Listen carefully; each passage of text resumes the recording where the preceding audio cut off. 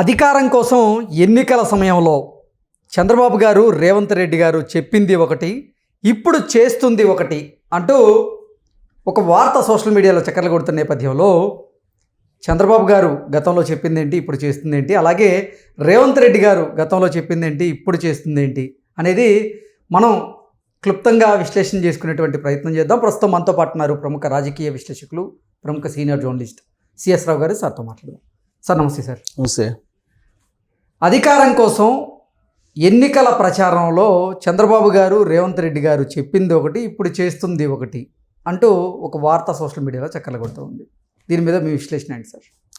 First వాళ్ళు చెప్పింది ఏంటి ప్రజలకి అనేది గుర్తు చేసుకుంటే కనుక ఇప్పుడు వాళ్ళు ఏం చేస్తున్నారు అనే దాని మీద మనం విశ్లేషణ చేసుకోవచ్చు.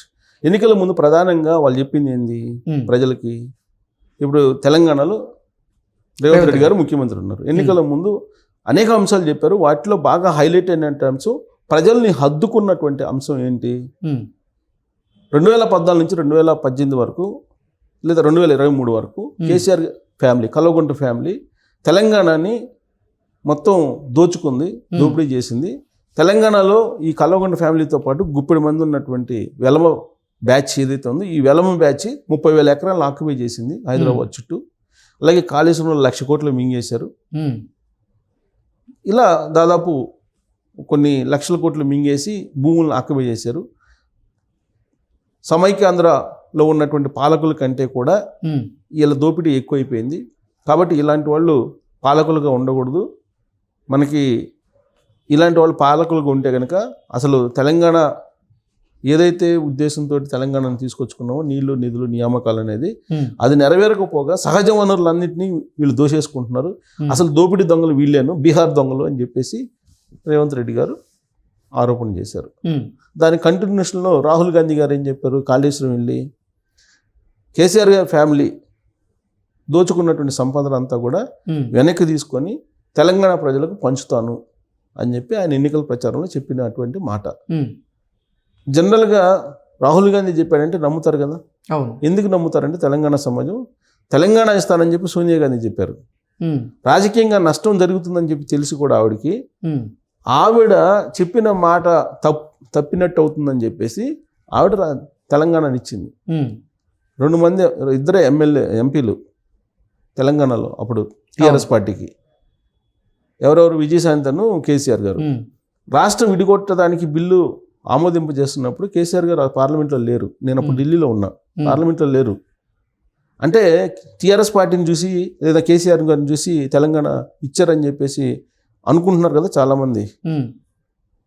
కానీ దాని క్లారిటీ ఇచ్చారు రేవంత్ రెడ్డి గారు. నిన్న కూడా చెప్పారు, వీళ్ళని కాదు చూసింది తెలంగాణ జాతిపిత కేసీఆర్ కాదు అని చెప్పారు.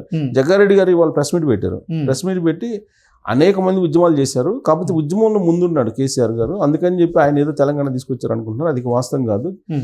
సోనియా గాంధీ గారు ఇచ్చారు, ఆవిడ చెప్పారు కాబట్టి, మాట ప్రకారం ఇచ్చారు, మేనిఫెస్టోలో పెట్టారు కాబట్టి కాంగ్రెస్ పార్టీ, అందుకని ఇచ్చారు అని చెప్పి చాలా క్లారిటీ ఉంది. సరే, తెలంగాణ ఇచ్చిన తర్వాత జరిగింది ఏంది? కేసీఆర్ ఫ్యామిలీని ఏదో నోరు ఎవరిది పెద్దదైతే వాళ్ళదే రాజ్యం అన్నట్టు ఉంది. నోరు పెద్దదైతే రాజ్యం వాళ్ళదే, మీడియా ఉంటే రాజ్యం వాళ్ళదే అన్నట్టు ఉంది. సో కాబట్టి వాళ్ళు ప్రచారం చేసుకున్నారు, ప్రజలు నమ్మారు. 63 సీట్లతోటి ఆయన బొటాబొటి మెజారిటీతోటి ప్రభుత్వాన్ని ఏర్పాటు చేశాడు. ఆ తర్వాత ఆయన ఏం చేశాడో అందరికీ తెలుసు. ఆయన గురించి తెలుసుకునేటప్పటికి, ఆయన ఫ్యామిలీ దోపిడీ గురించి తెలుసుకునేటప్పటికి 10 సంవత్సరాలు పట్టింది. 2023లో ఆయన దించేశారు. ఎందుకు దించేశారంటే వాళ్ళు దోపిడీని హైలైట్ చేశారు. వాళ్ళు దోపిడీ చేసిన దాన్ని తిరిగి ఇస్తామని చెప్పి చెప్పారు ప్రజలకి, తెలంగాణ ప్రజలు, సమాజానికి. సో ఆ దిశగా రేవంత్ రెడ్డి గారు అడుగులు వేస్తున్నారా అని అంటే వేస్తున్నట్టు కనిపిస్తుంది. కానీ మెటీరియలైజ్ అయ్యేది ఎప్పుడు? సంవత్సరం అయింది. ఇప్పుడు జస్ట్ మిస్, ఇదిగో నాటు బొమ్మలు పేలుతున్నాయి, ఇదిగో అరెస్టు అని చెప్పి అంటున్నారు. వాళ్ళకి ఒక్కళ్ళని అరెస్ట్ చేశారా? ఎవిడెన్స్లు అన్నీ ఉన్నాయని చెప్పి వాళ్ళే చెప్తున్నారు కదా. రేవంత్ రెడ్డి గారు చెప్పారు కదా, ఎవిడెన్స్లు అన్నీ ఉన్నాయి, పక్కా ఆధారాలు ఉన్నాయి, మిమ్మల్ని అందరినీ తీసుకెళ్ళి సర్లపల్లి జైల్లో ఒకే జైల్లో కూర్చోబెడతాను, మొత్తం ఫ్యామిలీని తీసుకొచ్చి అని చెప్పారు కదా. మరి కేటీఆర్ గారిని రేపు ఎల్లుండి అరెస్ట్ చేస్తామన్నారు. నాటు బొమ్మలు పేలుతున్నాయి అన్నారు, అణుబొమ్మలు పేలుతున్నాయి అన్నారు. పొలిటికల్ అనుభవములు ఎక్కడ ఉన్నాయి? పొలిటికల్ అనుభవం తుసుమన్నాయి అవన్నీ. ఇప్పుడు అసలు అరెస్టే లేదు, అరెస్ట్ చేసే అవకాశం లేదు కేటీఆర్ గారిని అని చెప్పి అంటున్నారు. ఇప్పుడు ఇది తెలంగాణకు సంబంధించినటువంటి ఇష్యూ. ఉమ్, ఇక ఆంధ్రప్రదేశ్కి వెళ్దాం. ఆంధ్రప్రదేశ్కి వెళ్తే ఆంధ్రప్రదేశ్లో చంద్రబాబు నాయుడు గారు అలాగే లోకేష్ గారు కానీ లేదా తెలుగుదేశం పార్టీ వాళ్ళు కానీ ఉమ్, చెప్పింది ఏంటి? 10 సంవత్సరాలు వెనక్కి తీసుకెళ్ళాడు రాష్ట్రాన్ని జగన్మోహన్ రెడ్డి గారు. ఉమ్, దోపిడీ పెరిగిపోయింది, విచ్చలవిడిగా దోపిడీ చేస్తున్నారు, వ్యవస్థలన్నింటినీ నిర్వీర్యం చేసేసారు, ఉమ్, ఏ వ్యవస్థ పనిచేయట్లేదు. కాబట్టి ఇంటికి ఒకళ్ళు బయటకు వచ్చి ఉద్యమం చేస్తే తప్ప మరో ఉద్యమం రావాలి, స్వాతంత్ర ఉద్యమం లాంటిది. అలాంటిది వస్తే తప్ప ఇలాంటి రాక్షసుడిని మనం ఎదుర్కోలేము. కాబట్టి జగన్మోహన్ రెడ్డి అనేటువంటి జగనాసురుణ్ణి మనం ఇంటికి పంపించాలంటే మీరందరూ ఇంటికి ఒకళ్ళు బయటకు వచ్చి ఉద్యమిద్దాం రండి అని చెప్పి పిలుపునిచ్చారు. ఉమ్, పిలుపునిచ్చారు, అన్ని విషయాలు చెప్పాడు. దోపిడీ ఎలా జరిగింది, మద్యంలో ఎలా జరిగింది, భూముల్లో ఎలా జరిగింది, ఇసుకలో ఎలా జరిగింది, ఇవన్నీ చెప్పారు. ఉమ్, ప్రజలు నమ్మారు. ఇవన్నీ చెప్పి ఏం చెప్పారు? అవన్నీ నేను మొత్తం కక్కిస్తాను, లక్షల కోట్లు జగన్మోహన్ రెడ్డి గారు తిన్నారు, ఉమ్, ప్యాలెస్లు కట్టుకున్నారు, ఇవన్నీ కక్కిస్తాను అని చెప్పారు. కక్కిస్తానని చెప్పి చెప్తే ప్రజలందరూ కూడా నమ్మారు. ఉమ్, నమ్మి ఓట్లు వేశారు. మామూలుగా వేయలేరు ఓట్లు కూడా. జగన్మోహన్ రెడ్డి గారు ప్రతిపక్ష హోదా కూడా రానటువంటి సిచ్యువేషన్లో ఓడించారు ప్రజలు. ఉమ్, అంటే ప్రజలు ఎంత కసిగా ఉన్నారు జగన్మోహన్ రెడ్డి గారి మీద అనేది అర్థమైంది కదా. ఉమ్, మరి ఇప్పుడు అధికారంలోకి వచ్చారు చంద్రబాబు నాయుడు గారు. అధికారంలోకి వచ్చి 6 నెలలు దాటిపోతుంది. హనీమూన్ పీరియడ్ అయిపోయింది. ఉమ్, ఆయనే చెప్పారు నిన్న కాక మొన్న, హనీమూన్ పీరియడ్ అయిపోయింది, ఉమ్, ఇక కుదరదు, ఇక మీరందరూ స్పీడ్గా ఉండాలి అని. ఉమ్, మరి హనీమూన్ పీరియడ్లో ఏం చేశారు మీరు? పక్కాగా మధ్యలో ఇంత దోసేసాడు జగన్మోహన్ రెడ్డి గారు, ఉమ్, ఇసుకలో ఇంత దోసేసాడు, తర్వాత ఆయన మొత్తం మైనింగ్లో కానీ ఏమేం చేశాడు అనేది మొత్తం బయట పెట్టారు కదా. ఉమ్, తిరుమల తిరుపతి దేవస్థానంలో ఏం జరిగింది అనేది బయట పెట్టారు కదా మొత్తం. ఉమ్, మరి ఒక్క రికవరీ అయినా ఉందా? ఒక్క అరెస్ట్ అయినా ఉందా? ఓకే. హత్యాయత్నం కేసు ఉన్నటువంటి శివిరెడ్డి భాస్కర్ రెడ్డి కుమారుడు మోహిత్ రెడ్డిని కూడా ఉమ్, మీరు అరెస్ట్ ఇలా, అంతేనా? ఉమ్, తర్వాత మీరు అరెస్ట్ చేస్తారని చెప్పి ఎదురు చూస్తున్నారు కదా అందరూ. ఒక్కళ్ళని అరెస్ట్ చేశారా? ఇదిగో జస్ట్ మిస్ అని అంటున్నారు కదా. ఉమ్, ఎవరిని అరెస్ట్ చేశారు మీరు? ఎవరినైనా ఒక్కళ్ళని అరెస్ట్ చేసేసి మీరు రికవరీ చేయగలిగారా? ఉమ్, పోనీ మీరు కోర్టులో పెట్టి చట్టబద్ధ పాలన, చట్టం ప్రకారం మనం వెళ్దామని చెప్పి చంద్రబాబు నాయుడు గారు అంటున్నారు కదా. మరి చట్ట ప్రకారం అయినా సరే మీరు రికవరీ చేసేటువంటి ప్రయత్నం జరుగుతుందా?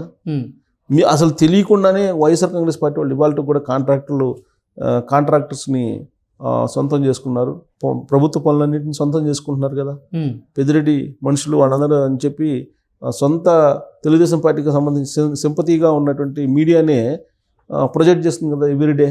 ఉమ్, తర్వాత వైఎస్ఆర్ కాంగ్రెస్ పార్టీకి సంబంధించినటువంటి వీరాభిమానులు అందరూ ఓఎస్డీలుగా ఉన్నారని నిన్న మొన్న కూడా న్యూస్ వచ్చింది కదా. మరి ఏంటి ప్రజలు ఆశించింది ఏంటి? ఉమ్, ప్రజలు ఏం హోప్స్ పెట్టుకున్నారు? మరి ఇప్పుడు ఏం జరుగుతుంది? ఇప్పుడు ఏమంటున్నారు? జగన్మోహన్ రెడ్డి గారు జస్ట్ మిస్, లేకపోతే అరెస్ట్ అయిపోతాడు అని అంటున్నారు. ఉమ్, జస్ట్ మిస్ అంటే ఏంటి? అమెరికా వాళ్ళు వచ్చి అరెస్ట్ చేయాలా? కాదు కదా. ఉమ్, మరి ఎవరిని అరెస్ట్ చేశారు ఇప్పటి వరకు? అంటే నందిగం సురేష్ నన్ను బోరగడ్డ నీళ్ళిద్దరిని అరెస్ట్ చేశారు. ఉమ్, మిగతా వాళ్ళు ఏమైపోయారు? చెవిరెడ్డి భాస్కర్ రెడ్డిని ఎందుకు అరెస్ట్ చేయట్లేదు? మోహిత్ రెడ్డి ఎందుకు అరెస్ట్ చేయట్లేదు? ఉమ్, పోనీ వెంకటరెడ్డిని అరెస్ట్ చేశారు. ఆయన అరెస్ట్ చేసిన తర్వాత ఆయన బెయిల్ మీద వస్తుంటే కౌంటర్ కూడా ఏసీబీ వాళ్ళు వేయకుండా వదిలిపెట్టేశారు. వాసుదేవరెడ్డి ఎక్కడున్నారు? ఉమ్, ధర్మారెడ్డి ఎక్కడున్నారు?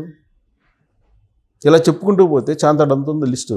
ఉమ్, అంటే వీళ్ళు ఎవరి మీద అయితే ఆరోపణలు చేశారో వాళ్ళ మీద చర్యలు ఎందుకు తీసుకోవట్లేదు అనేటువంటి ఒక చర్చ ఆంధ్రప్రదేశ్లో చాలా సీరియస్గా నడుస్తుంది. ఓకే. సో కాబట్టి సో చంద్రబాబు గారు ఎన్నికల సమయంలో చెప్పింది ఏంటి, ఇప్పుడు చేస్తుంది ఏంటి? అలాగే రేవంత్ రెడ్డి గారు చెప్పింది ఏంటి, ఇప్పుడు చేస్తుంది ఏంటి అని అనేది చర్చించుకుంటున్నారు. ఇది మనం విశ్లేషించడం కాదు. ఉమ్, పబ్లిక్లోకి వెళ్తే పబ్లిక్లో ఉన్న ఒక 4 ఉన్న చోట కనుక మనం నుంచుంటే వాళ్ళు మాట్లాడుకునేటువంటి మాటలు కనుక వింటే ఉమ్, అసలు ఎందుకు అధికారం ఇచ్చాము, వీళ్ళు ఏం చేస్తున్నారు, ఉమ్, మన అధికారం ఇచ్చింది ఏంటి, వీళ్ళు అభివృద్ధి చేస్తారు. అది చంద్రబాబు నాయుడు గారు ఎలాగో అభివృద్ధి చేస్తారు, అది ప్రత్యేకంగా చెప్పవసరంలా. చంద్రబాబు నాయుడు గారి నుంచి 40 సంవత్సరాల నుంచి ఆంధ్రప్రదేశ్ ప్రజలకు తెలుసు ఉమ్, నువ్వు అభివృద్ధి చేస్తావు. కానీ అభివృద్ధి కంటే ముందు దోచేసిన వాళ్ళు ఏదైతే ఉన్నారో మీరు చెప్పారు కదా, 30,000 కోట్లు దోసేశారు మధ్యంలో, ఉమ్, ఇసుకలో 30,000 కోట్లు దోసేశారు అని చెప్పారు కదా మీరు. ఉమ్, భూముల్లో 4 లక్షల ఎకరాలు భూములు హాంఫర్ట్ అయిపోయినాయి అని చెప్పి అన్నారు కదా. 22 కింద చుక్కల భూములు కానీ లేదంటే అసైన్ ల్యాండ్ కానీ. మరి వీటన్ని రికవరీ ఏది? రికవరీ అయితే కావాలి కదా.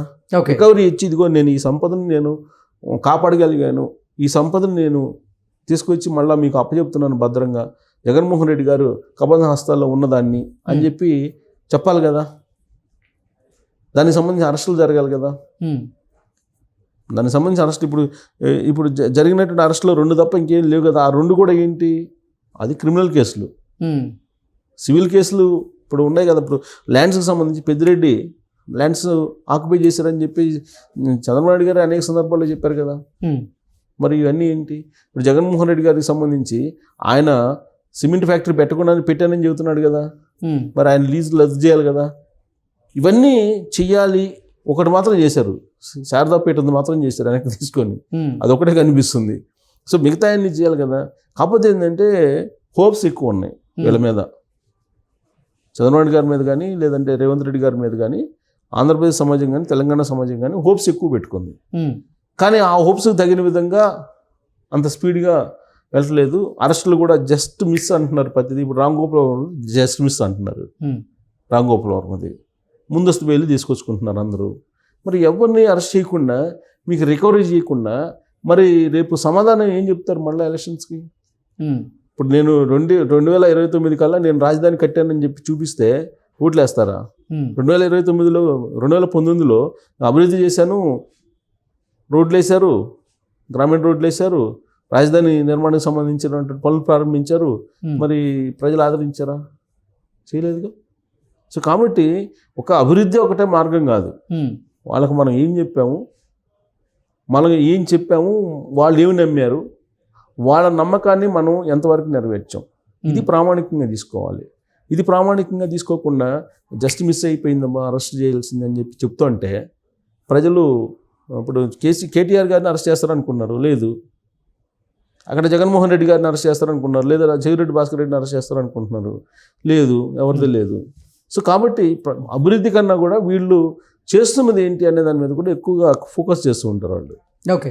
సో ఆ ఫోకస్ వైపు వీళ్ళు ఆలోచించాల్సిన అవసరం ఉంది. లేదంటే నెక్స్ట్ ఎలక్షన్కి సమాధానం చెప్పుకోవాల్సిన పరిస్థితి వీళ్ళకు ఉంది కదా. ఆ పరిస్థితి రాకుండా వీళ్ళు జాగ్రత్త పడాలి అనేది మనం భావించాలి. ఓకే.